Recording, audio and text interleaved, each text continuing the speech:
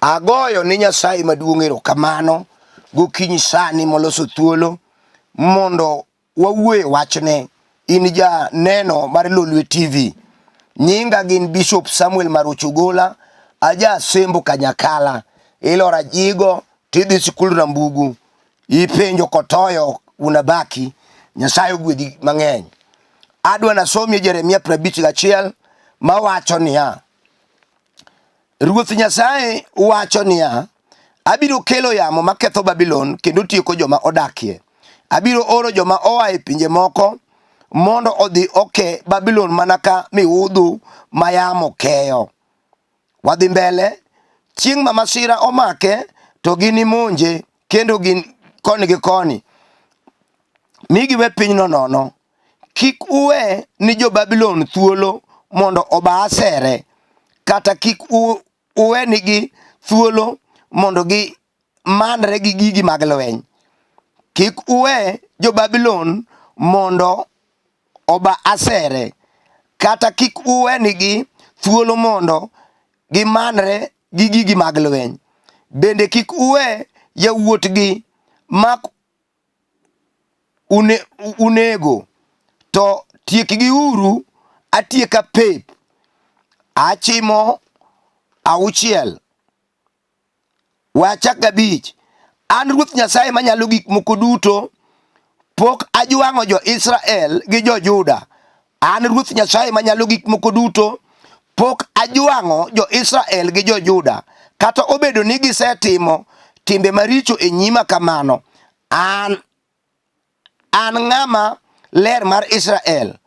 Koro achulo kuor kendo akumo jo-Babulon, to ok onego negu nikech richou. Ok onego negu nikech richogi. Omiyo ringuru ua kuno ukuo ngimau. Apako Nyasaye maduong' mar yuoro. Awuoyo e muma mondiki. Owacho nitie piny miluongo ni Babulon. Babulon nigi nyinge mopogore. En ye Babel makisomo muma tiyude chakruok 11. En ye Iraq masani manie piny Middle East. En achielno bende miluongo ni Mesopotamia. Tiende ni aoche 2. Babylon achielni en be ma pinje mang'eny ni kuome kaka provinces. Kuma noorie Jona ni kanyo miluongo ni Nineve ni e piny Babylon. En province moro kuno. Koro Babylon king'iyo to en gir muma. Chakruok chon Nyasaye nothoro tiyo kode kaka ludhe kogoyo jo-Israel ma wigi osebedo matek. Kendo ing'eyo malong'o ni Babylon gasuria nying-gi odong' e muma nikech ruoth nothoro tiyo kodgi ka oolo mirimbe ne jo-Israel, kendo pinjagi ne biro to goyo Israel. Samoro nochopo e wang'o ma jo-Babylon nobiro momako jo-Israel modhige e pinygi. Nosandogi sasawa. Kendo jo-Juda gi jo-Israel nodak ka gin e kum maduong', ka ruodhi mag Babylon oketogi e twech gi goch, gi sandruok mang'eny. Aparo nunyalo paro Daniel kaka noyudo sandruok mokete e bur sibuoche. Mano ne ja-Juda mane nie piny Babylon e kinde mane jo-Babylon okawo jo-Israel moketo ka twech. Aparo ni nyaparo yawuot joka Yuda adek, Shadrach, Meshach, Abednego, mago nomak kuno. To kinde no ne nitie janabi miluongo ni Jeremia mondiko ma asomo sani. Jeremia oneno kaka joka timo. Ne nitie kisando jo-Israel. Ne nitie kikumo nyithindgi. Ne nitie kamondo jo-Israel ok ne kwe. Ne nitie kikawo yawuoyi matindo tinego. Ne nitie kimiyogi tije mag achune maonge ng'ama yweyo. Kata kech ka itibiro tiyo. Jeremia ne nitie. To kaka Nyasachwa jachul kuor, noa malo kochimo jo-Juda tir, kochimo jo-Babylon tir. Sama nodhi e Babylon, wuoyo gi Jeremia, apako misinga mar lweny. To kaka janabi machon, gima Nyasaye nowacho ni, bende mane iwacho ni ji, owacho niya, abiro kelo yamo maketho Babulon kendo tieko joma odakie iye.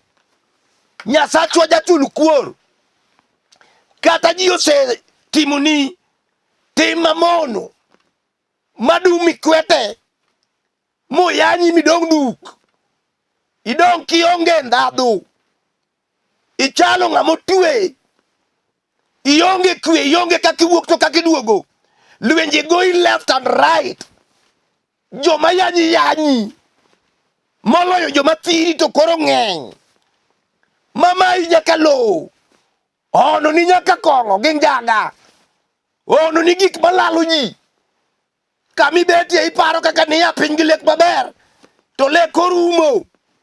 Ng'ama nie od twech, lek rumo ne, kata den profesa mosomo gik mang'eny, kaka iyang'o gweno, machaki kuo mabed mangima, kosedonje jela, paro no koro okonye, obiro tiyo gi gima owachne, obiro rwako kunguri, en ng'ama ok nyal timo dwache.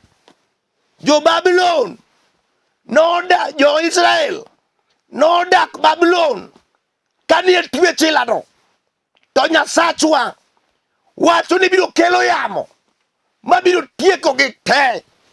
Apako Nyasaye maduong' manyalo gik moko duto. Ochimo wasigu tir, okono biro kelo yamo mager, biro tieko piny mar Babulon, onge ng'ama biro dong'. Kisomo kadhi piny, to wacho niya, obiro timo gi ka mihudhi mar bel. Chieng' no, gini ng'e ni joma ne gimako ka gikele twech, ne koth Nyasaye.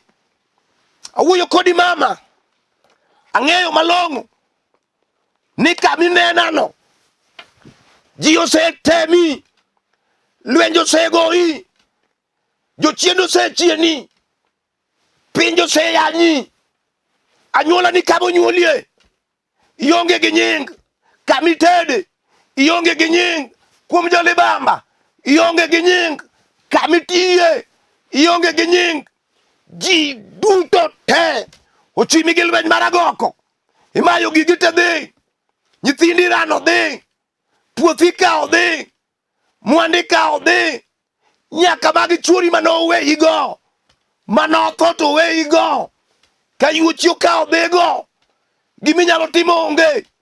Isetero wach kamiruka, samoro isetero ka chief be okawo ng'wano, mosoyi ofuko, idong' kionge nyalo, yuocheni madongo manie gweng'u iseluongo, e bura moketie tie yien, kamitoka bende chuori okawo dhi. Idwaro nyaka pesa me bengi, oyioro ni wakoche gotieno, bondo negi otieki, mondo mwandu dong' nigi. Wedeo, nitie Nyasaye ma jachul kuor, sama ochulo kuor, to okawo wasiki ka, to piedho gi machalo bel.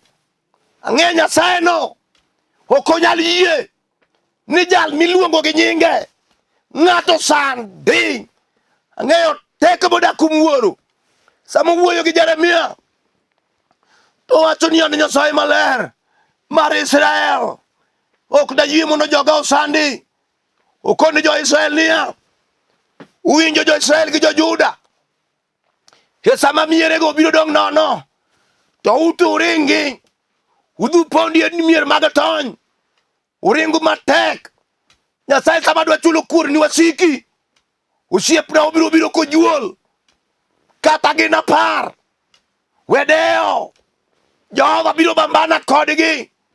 Ndike muma mar weche mag ndalo, ni lweny ok marwa, lweny en mar Jehova.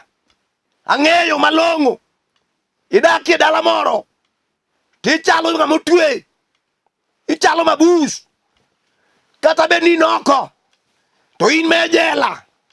Kidwa ng'e ni dala ni e jela, ineno kaka nyithindo dhi, mani puonjo gi pesa, migonyo dhok midhi uso mondo som chieng' moro dipoko kelo konyruok. Tinde molokre guogi gwe gweng', otieno godiochieng' gigweyo. Nyigi mane ipango go ni nyuolo nyiri ma jobeyo, mama piny ogwari, onge modhi tedo. King'ima to chal gi manonego bed ni kelo dhok e dala, onge dhiang' mosedonjo kata diel. Samoro kibet to chunyi parore, ng'ama oseira. Awacho ni mama, kata gin wasigu mowuok piny mochimo odi tir wedeo. Nitie sibuor ma dhod Juda ma nyakwar Jesse ong'eyo chulo kuor, kendo samo chulo kuor onge ng'ama oweyo. Obiro tieko wasiki tema dala no dong gunda.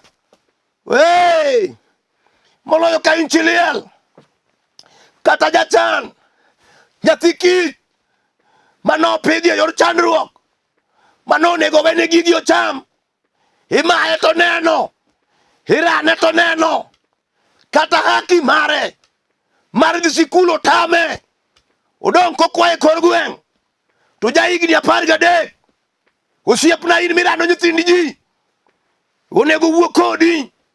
Nyathi mathin onego dhi sikul, iketho ngimane nang'o? Nikech jonyuol ne otho dong' kich. Mirib Nyasaye biro kong'weng'o mochimi tir e dala di kanyo kibitony. Owacho ni Nyasaye sama nochimo piny Babulon kod mirima mager, nochwako jo-Juda gi jo-Israel mokonigi niya, kik uweni jo-Israel thuolo masergi magibiro diro chop kuomu. Tiende niya, onge joma nyalo manorago ka chimo lweny tir, ka sero chima, ka onge okumba mar lweny ma en Yesu ja Nazareth. Okumba ma kichiko to kata obed tuo mar ndulme ok kal. Okumba ma kichiko to kata obed koso tich ok kal. Okumba ma kichiko to kata obed tuo mar asthma gi kansa ok nyal. Okumba ma kichiko to kata en chandruok ok nyal kalo machop kuomi. Ukonigi ni kik uwe jowuoth gi monju. Ing'eni kata gin jo-wasigu ne gisenyuol gin gi kothegi. Ting'eni mach nyalo nyuolo mach, gibe ginyuolo ma jogo. Gin joma dwe ka dwe to giye uso dhiang' kiketho dalani. Dwe ka dwe giye timo misengini mitimo ga juoke. Otieno ka ji osanindo sa 6, kiyang'o rombe dong' duge, kiluongo go nying dalani mondo nyithindi oran. Wasigu go oluori kama intie midakieno, to onge wach. Jal ma wuoyo kuome chieng' orienye mudho piny nyaka poli. Nyasach ono, Nyasach nyalo, Nyasach loch, omwami kuon ngima. Awuoyo kuom jal mang'eyo, jal ma duonde wuok aora. Nyalo mar Nyasaye, teko mar jomisando, teko mar musalaba. Awuoyo kuom Yesu, jal ma chulo kuor. Owacho ni wawe aweya wasigu e lwete, obiro tieko te. Kata gin e bathi gidhi maber to kari to nimo. We aweya Nyasaye ma wuoyo kuome biro nyadichiel, biro muko kocha to kori ting'ore. Kata neno ka nyithini chalo ka gima ok oriwore, ran moro donjo kuomgi mikia kore, ging'eng'a ng'eng'a, gidong' nitie mamoko mojwang'e kor gweng'. Samoro ipenjori jowadwa, ng'ama notimona dalana kama? We ywak osiepna, wuora we ywak. Nitie sibuor ma dhod Juda ma nyakwar Jesse, nyakwar obed ma bade otimo nyinyo, jal ma sulwe ong'eyo to dwe gi chieng' ong'eyo, jal ma polo gi kinde mag chwiri gi liudu ong'eyo ni en Nyasaye. Obiro monjo wasiku ka kineno gi wang'i. Ondikie muma ni an Jehova abiro tieko wasiki te. Gini chal kaka wuoyo Yesu ja Nazareth, oger gi ng'ama sando, jal moyie kuome okinyi sani ang'eyo ni wasiki osethianoni ni to manyocha dhogi riek dak kori nyal nyathini nokalaboro wasigu osewuoyo biro somo gang'o biro dhi gang'o adiera king'iyo bathi ionge pesa wasigu osewuoyo wedeo Nyasaye ono nitie jal ma wiyo timo waya obiro wuok gi teko maduong' kokelo pesa lweti gibiro wuoro ka nyathini orwako uniform to ting'o sanduku kochimo kamidhe mitoka dhi some sikul awuoyo nadi Nyasaye mwuoyo kuome chulo kuor en Nyasaye ma chulo kuor ni jo ma ger kodi apako Nyasaye maduong' no chulo kuor ni jo-Babulon no chulo kuor ni jo-Asuria no chulo kuor ni jo-Amalek no chulo kuor ni jo-Jordan awuoyo kuom jal mang'eyo ochulo kuor adiera joma no chayi biro puoyi joma no yanyi biro dendi ka gineno ka Nyasaye oting're malo oting'i malo kidhi mami winjo kata ne churi oriembi midong' idak singu ikoni jowadwa be biro timore singu nino Nyasaye ong'eyi donj mana kuome obiro miyi direction kata in gi dichuo idong' buga idong' gi lweti dhako mani kendo wage nyithindo te idong' kimote bar tiomo pi gi kube to in dichuo maduong' dala ni odong' nono idong' makata ng'ama yaw ni gwen dhoot onge idong' buga idong' kendi piny ojwang'i e dala wuoru we ywak sibuor ma dhood Juda ang'eye nyakwar Jesse ose ting'o loch e lwete odwaro jal momiyo yie kuome ni kata ma wuok e anyuola go Nyasaye dwaro adogo sani kata wuok e jomitiyogo kanyachiel e kambi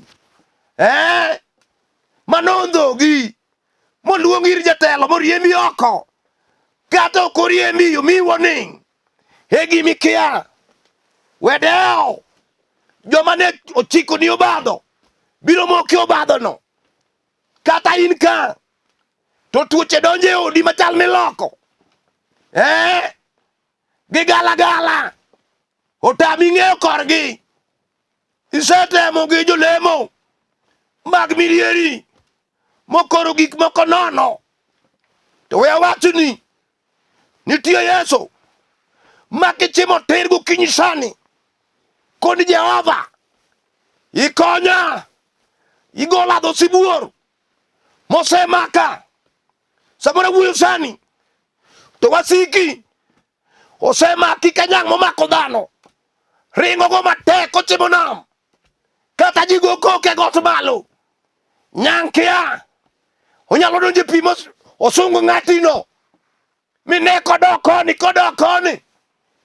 kawuono wadwaro Nyasaye mabiro dado nyathini e dho nyang' kata nitie mama maduong' mambasini emoweke to nyathini to pod tin iwinjo noweke Kisumo oweke Nairobi mano nyang' Jehova biro rie bade biro ywaye oko kawuono adwa ng'amo yie kata chuori manihero muriwo garus mupangoru mung'olo kek kurwako lewni mabeyo kamedo telo mbele kibayo maua manusingrugo e mbele chokruok ni okunu wawere to ema nopogwa to dongi neno ka mama moro osepogo ulo kata okawo chuori ong'ado aora kati wuo inie mirach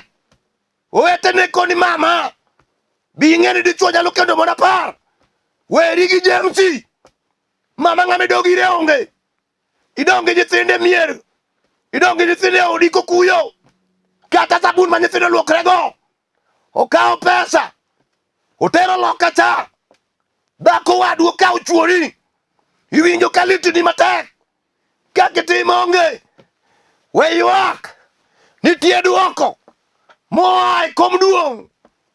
Odaye ka Yesu ja-Nazareth, jasiguno, Nyasaye biro tieke. We ywak, mano chalo nyang' momako churi dhigo, chal gi Daudi ka Jesse, mawacho ni samane ondiek mar sibuor omako romo wuon gi ywayo, to en bende oywayo, koketo piny to keto, koywayo to oywayo. Sana dwa ni ywagi matek ma jachien omako dhigo, wasigu tieko, oketho te. Hey, kawuono Yesu dwa chulo skuor ni joma osesandi, joma oseyanyi, joma osejari, joma osemiyo odi odok piny, joma osemiyo kothi obedo kodhi minyiero.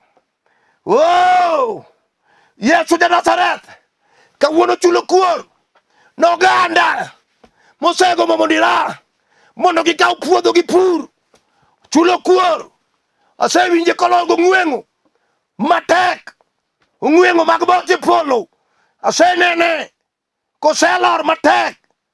Emena, onge gima osetame, onge gima osetamo Yesu, oseteme gi gik moko te, otieko. Kata samoro dala miaye dala chong, wasigu omonji gi dhier matek osiepna.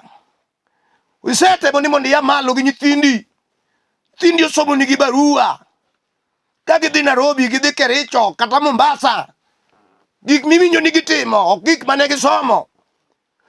Kia moro nigi digri, chon ikweta, otende mag vibanda manie tok ndara, ema nyathini tiye. Idongi neno ka gino tek. Nyathini manigi digri mar masters, ema yud nondiki e kambi moro ywecho, to en gi digri 2. Dong neno ka wang'o iyi. Wasigu go omonje tir.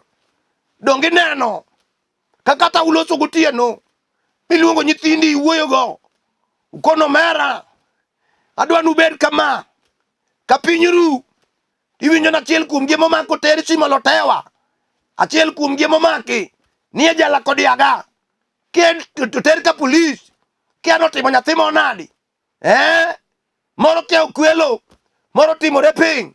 Idongi neno ka gigi te luore odi ka, en wasigu monego kuod wiye, onego sembe gi nying Yesu kigole oko e odi kanyo kodhi. We ng'iyo gi jachien, we ng'iyo gi wasigu, obiro kuodo wiye lela, onego iwuogne oko tiwach ni Nyasaye ibiro timona tuong' kod page los gi teko odog ni Yesu ja-Nazareth. Itedo didi ma kata ing'iew chiemo mihero, kata ing'iew rech, kata ing'iew ring'o ikete mesa miloso maber gi roiko, idwa chamo mibano bad sati, samoro ng'ama dichuo kata kidhako, ilogo malong'o ka chunyi nie rech, tipo kiparo kaka odi dhi miwe rech mapaka magonjie. Osetami higni mang'eny, isepenjori gima notimore, misewacho ni jowadwa kanigo kogno katedo, dago kogno, winji weche mang'eny ok bi konyi sani. Dwar Yesu ja-Nazareth, en kende duoko mar ngimani. Jowasiki te mosenjari gibiro puoyi kaka wacho, gibiro koni mama ni owuotho mabor, gibiro koni mama ni osedhi mang'eny, mama ni oyudo rieko kanye, nitie gimotimore ngimane, jibiro neno lokruok kirwako lewni mabechgi tek, jibiro neno kia e odi matin mar 10x10 no, kidwaro ot mar self contain, jibiro neno ka nyithindi manosome tabu kiuso mana bande di ndara ema tinie university moko timo engineering, gibiro neno ka odi manidaki mar kulko maniponde kona ka koth chwe, maniponde kona ka koth gou, maka koth biro kapok uchiemo, chiemo bare odno, gik manu tedo te kodhno biro goyo masugura yien. Iwinjo gibiro neno kigero od mareba, ot manigi rooms mang'eny. Jowasigu go biro wuoyo, ondike muma mar Zaburi 70 ni Ruoth we wasika dhogi omoki ting'a malo, Jehova biro ting'i malo.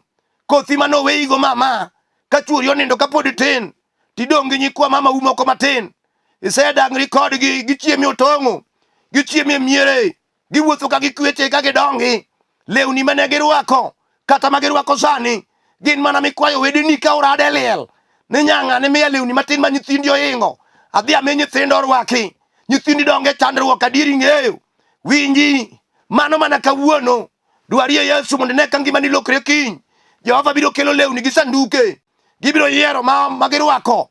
Nyasaye ang'eyo, Nyasaye ma wuoyo kuome, wedeo mama, kata in nogono ema gik molal e gweng' to in emitudigo, ni dala mikale to gimoro lal, ni in emikwalo.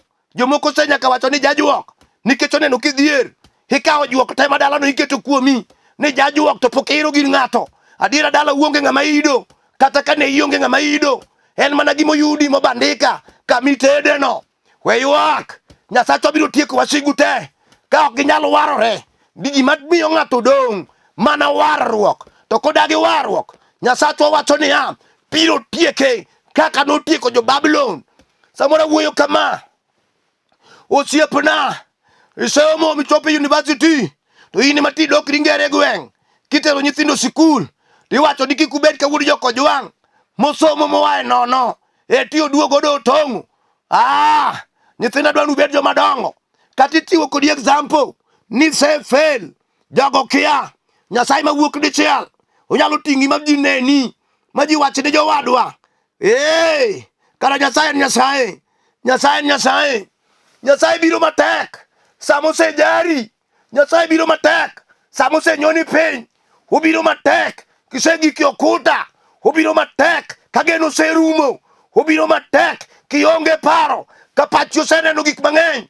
Jomoko kuomu mawuoyo sani, oseparo tho, komadho sum, oseparo derruok, mago ken duoko, mago ken solution. Solution en dwaro Yesu ja Nazareth, solution en dwaro mwami, solution en dwaro warruok, solution en dwaro Yesu, kidi mane yogero dagi, nyalo mar Jerusalem, teko mar jo-Israel, nyalo mar jo-Juda.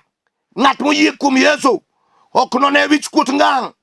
Jal moyie kuom Yesu, jachir makata onge go, jal moyie kuom Yesu, thuon makata jidhi, kata lweny ger, to seng'e simba madhor Juda, modakie iye, obiro muomo, kata idakie anyuola, ma ji laore, ma onge ng'ama ni wadgi gi kwe, kia ng'ane onego ng'ane, kia ng'ane lao ng'ane, anyuola modhi magaja, anyuola ma onge kwe, anyuola ma kata idonje ka in ng'ama kare, tibe pachi lal, kata ni ai dala ma pachi ji long'o, tidonje anyuola no, ineno kibe kari lal. Yesu ja Nazareth nyalo timo ng'wono. Apako Nyasaye maduong', onyalo rie bade moting'i malo, mogoli anyuola mapekno, anyuola motamo ji betie no, anyuola ma mon oseweyo no, anyuola ma chwo oseriembo nyigi no, anyuola mineno no mama, anyuola no Nyasaye nyalo goli oko. Jehova nyalo miyi nying manyien, Jehova nyalo miyi teko midogi chung' kendo. Apako Jehova mar lweny, duong' kod pak gi loch gi teko odog ni Yesu ja Nazareth.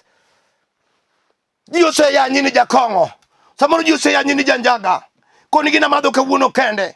Ang'eyo ni Ruoth kiny noweya, Jehova kiny omiya nying manyien, kiny oluonga ni jayalo, kiny oluonga ni johala, kiny oluonga ni japuonj. Jehova biro tieko wasigu te momiyo ineno marachno. We alamie gi jomoko Nyasaye, alamie gi jomoko Nyasaye, joma winjo gima yalo sani.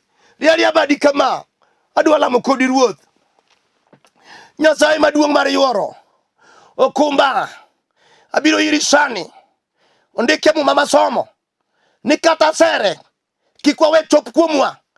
Nyasaye maduong', ing'eyo ni mama orie bade no, owadwa no, wuora no, oserie bade, oserenda, ung'eyo malong'o ni wasiki osejemo e dalane, osejeme ode, wasike go, ondike muma nini michulo kuor, kaka de chulo Babulon.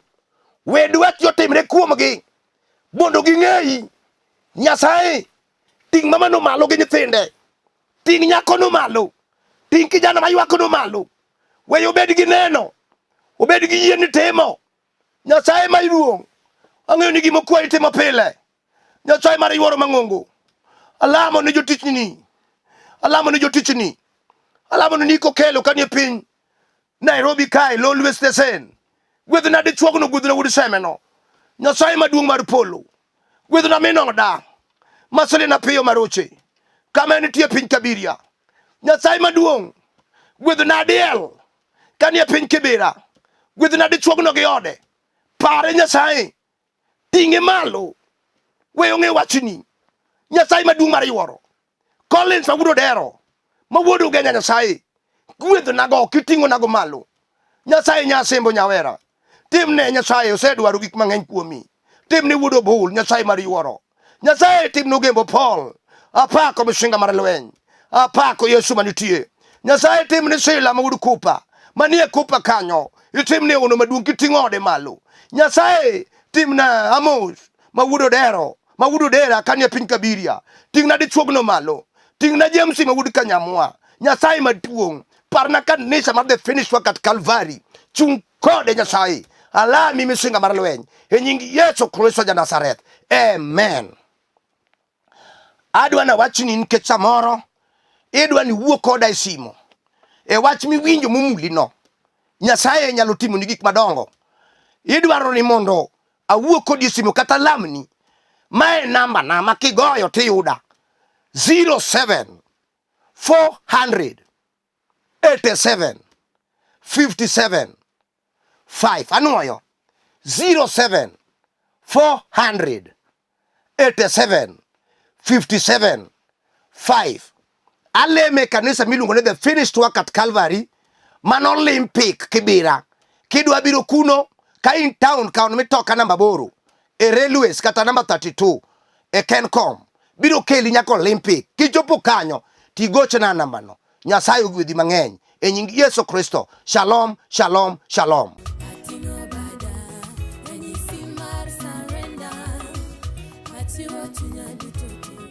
Arangi, akwa ida